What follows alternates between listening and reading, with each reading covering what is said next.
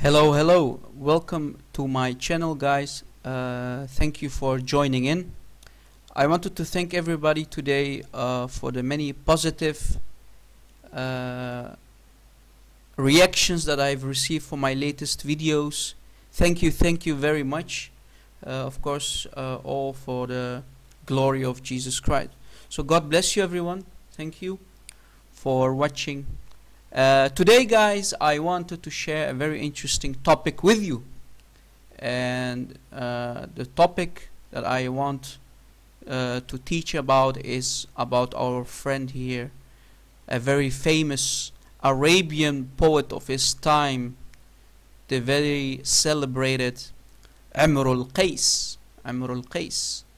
IMRU al-Qays is a well-known poet and was called also the father of the Arabian literature.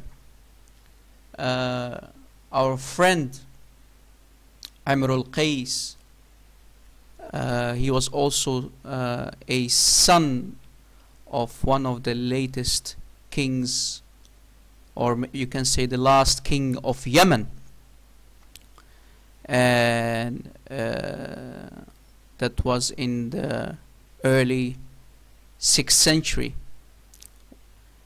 Why did I want to teach about this topic today? Well, the reason is because we want to expose Islam, right? We want to expose the Arabian fake prophet Muhammad. Yep, it's one of those days again, guys. You know me, right? So the reason for this, guys, is because Muhammad, the fake prophet of Islam, he stole a lot of work of this very well known, our very famous friend IMRU al-Qays. So let me tell you a little bit information, share a little bit information with you about our friend IMRU al-Qays. Like I said, IMRU al-Qays, he lived in the 6th century.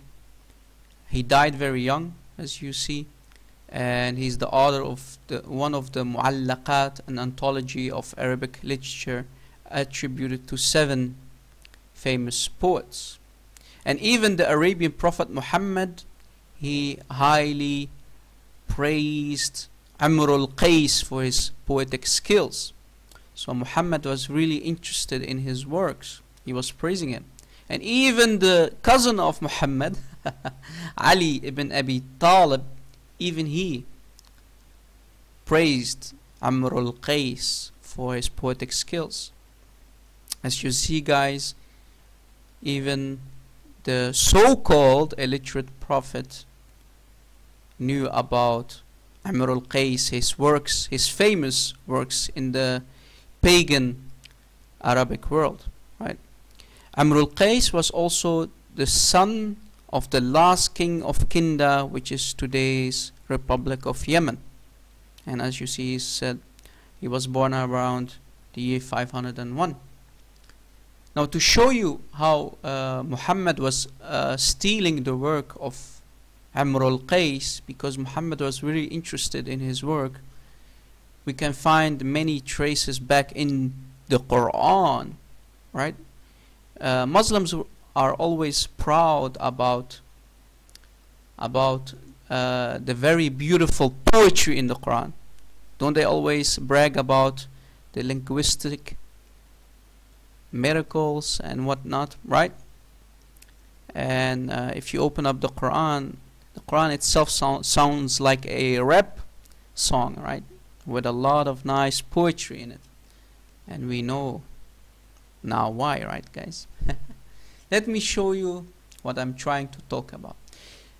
Before I will show you the same work that Muhammad stole from IMRU al-Qays, from his poets, let me show you how people were accusing Muhammad in the Quran itself.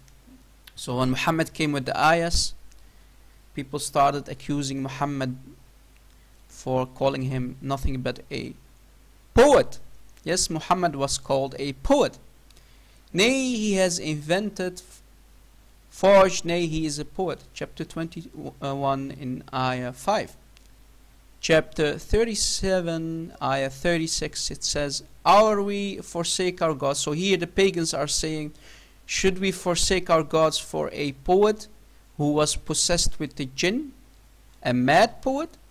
Majnoon, right guys? Remember, the word mad, crazy, in the Arabic means majnoon.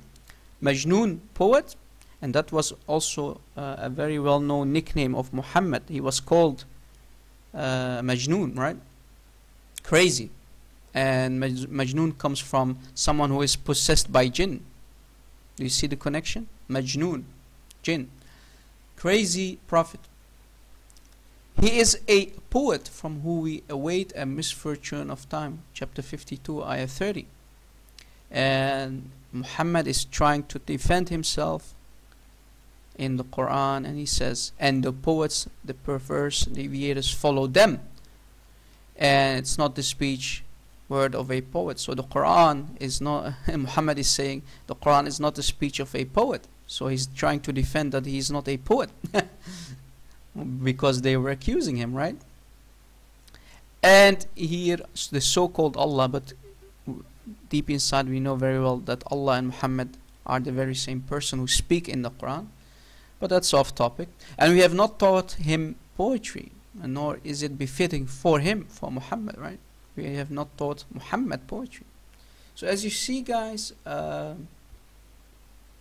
Muhammad was accused, and Muhammad was trying to defend his many accusations for being a false, possessed, Majnoon poet, basically a fake liar. And to show you what a poet is, also the word in Arabic, Sha'ir, a poet. If you go to a dictionary, classic Arabic dictionary, here you see that someone who is writing poetry is accused as false or lying because of the many lies in poetry. Do you see that, guys?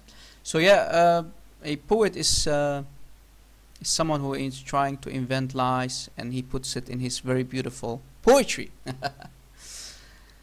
To show you what I'm talking about, I came across many works of IMRU that Muhammad copied directly into the Quran itself, into the heart of the Quran itself. For example, here you can see from Quran chapter 54 ayah 1, where Muhammad stole directly from the works of IMRU, the well-known poet, many direct sentences from his well-known poets. Al-Sa'a wa anshaqqa al-qamar. This is, guys, from chapter 54 ayah 1. Let me show you. Al-Sa'a wa anshaqqa al-qamar. The hour has come near. Do you see that, guy? Do you see how Muhammad is directly copying and pasting in the Quran from IMRU his works? And from the same chapter we can also find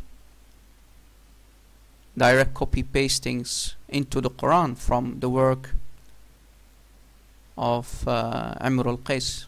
Chapter 54 ayah 29, chapter 54 ayah 31, chapter 54 ayah 46, as we mentioned earlier, 54 ayah 1, again for the second time.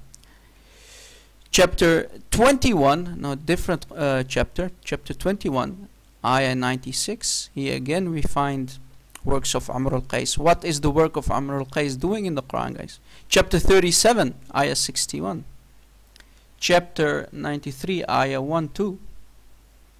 So as you see, guys, please do some research about this to show you that I'm not lying, and that you can see for yourself how Muhammad was stealing poetry from our friend, our famous friend IMRU.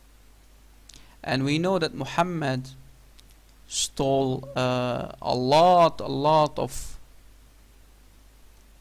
stories from legend stories, because he was accused in the Quran over and over, right? Nothing but legends, tales from people before him. Asatir al-awwalin, right? That's what it says in the Arabic.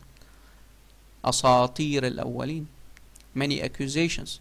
And to show you that the works of Amr al-Qais still exist today, we can even find one of his poetry books from Amr al-Qais on even Amazon.com. So you can still buy his very well-known poetry books. You see that, guys? Amr al-Qais. You can buy even that book if you like. This one is translated into the French. So yeah, guys, what can we say more, right? Muhammad was accused over and over to steal works of others. Asatir al-awwalin, legend stories. Muhammad stole also from Christians, like the 7 sleeper story of Ephesus, right? The 7 sleepers of Ephesus, a very well-known tale written in the year 250 by a Christian Aramaic priest, and also from the Talmud, Sanhedrin, Mishnah 4:5, chapter 4:5, where we can find in the Quran, for it's ordained for the Bani Israel, if you kill one man, it is as if you killed whole mankind. So you see, guys, we try to show you in this video how Muhammad, the Arabian prophet, was nothing but a thief, a fake prophet who could not do anything but steal works of others. And this is why we find such poet traces in the Quran. Please, guys, do some background information, because this is very interesting, and share this video, and please subscribe to my YouTube channel. Thank you for watching, and God bless.